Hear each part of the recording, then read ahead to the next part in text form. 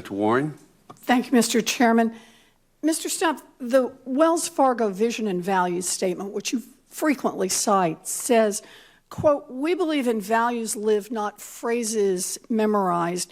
If you want to find out how strong a company's ethics are, don't listen to what its people say, watch what they do." So let's do that. Since this massive years-long scam came to light, you have said repeatedly, quote, "I am accountable." But what have you actually done to hold yourself accountable? Have you resigned as CEO or chairman of Wells Fargo? The board, I serve at Have you resigned? No, I've not. All right. Have you returned one nickel of the millions of dollars that you were paid while this scam was going on? Well, first of all, this was by 1% of our people. That's not my question. My question, this is about responsibility. Have you returned one nickel of the millions of dollars that you were paid while this scam was going on? The board will take care of that. Have you returned one nickel of the money you earned while this scam was going on? And the board will do... I will take that as a no then. Have you fired a single senior executive? And by that, I don't mean a regional manager or a branch manager. I'm asking about the people who actually led your community banking division or your compliance division.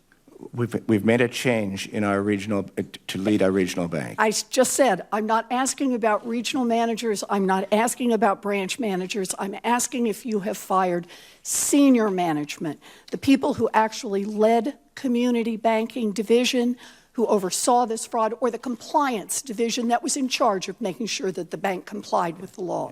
Carrie Toll said... Did you fire no. any of those people? No. Okay. So you haven't resigned. You haven't returned a single nickel of your personal earnings. You haven't fired a single senior executive. Instead, evidently, your definition of accountable is to push the blame to your low-level employees who don't have the money for a fancy PR firm to defend themselves. It's gutless leadership. In your time as chairman and CEO, Wells has been famous for cross-selling, which is pushing existing customers to open more accounts. Cross-selling is one of the main reasons that Wells has become the most valuable bank in the world. Wells measures cross-selling by the number of different accounts a customer has with Wells.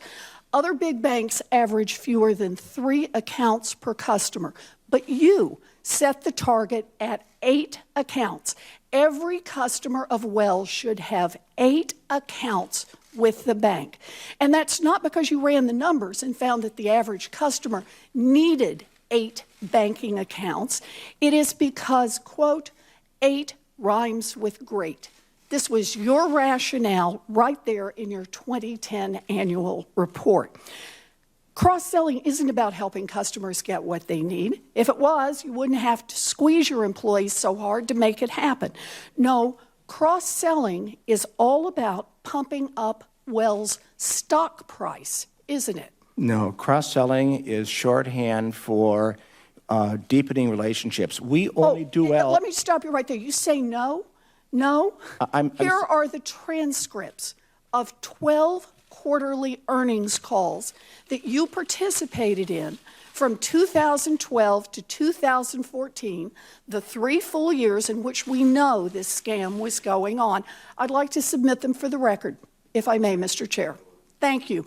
These are calls where you personally made your pitch to investors and analysts about why Wells Fargo is a great investment. And in all 12 of these calls, you personally cited Wells Fargo's success at cross-selling retail accounts as one of the main reasons to buy more stock in the company. Let me read you a few quotes that you had.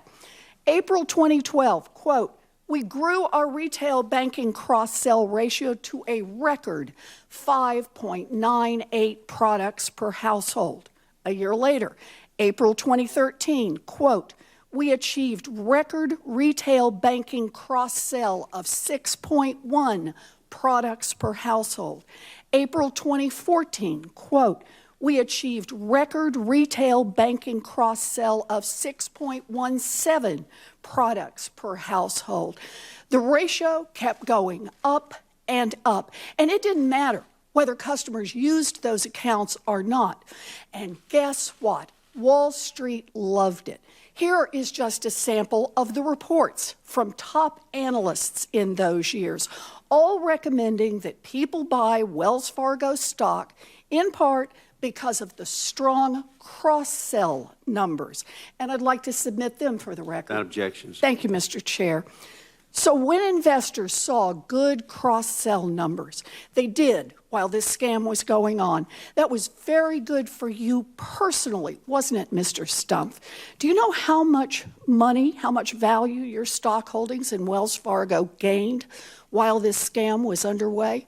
Well, first of all, it was not a scam, and cross-sell is a way of deepening relationships. When customers use We've been through this, Mr. Stumpf. I asked you a very simple question. Do you know how much the value of your stock went up while this scam was going on? It's all of my compensation is in our public Do filing. you know how much it was?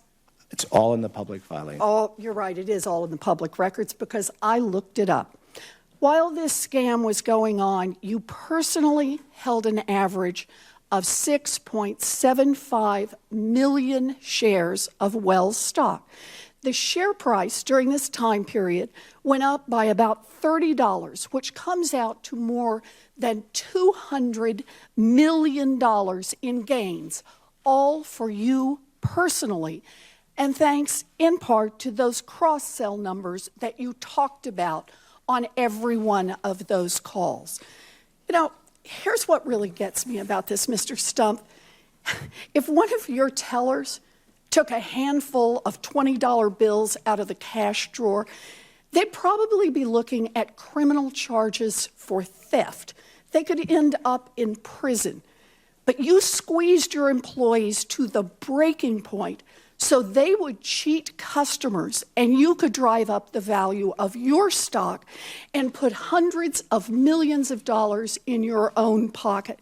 And when it all blew up, you kept your job, you kept your multi-million-dollar bonuses, and you went on television to blame thousands of $12 an hour employees who were just trying to meet cross-sell quotas that made you rich. This is about accountability. You should resign. You should give back the money that you took while this scam was going on, and you should be criminally investigated by both the Department of Justice and the Securities and Exchange Commission. You know, this just isn't right. A cashier who steals a handful of 20s is held accountable, but Wall Street executives who almost never hold themselves accountable, not now and not in 2008 when they crushed the worldwide economy. The only way that Wall Street will change is if executives face jail time when they preside over massive frauds. We need tough new laws to hold corporate executives personally accountable, and we need tough prosecutors who have the courage to go after people at the top. Until then, it will be business as usual. And at giant banks like Wells Fargo, that seems to mean cheating as many customers, investors, and employees as they possibly can. Thank you, Mr. Chair. Senator Vitter.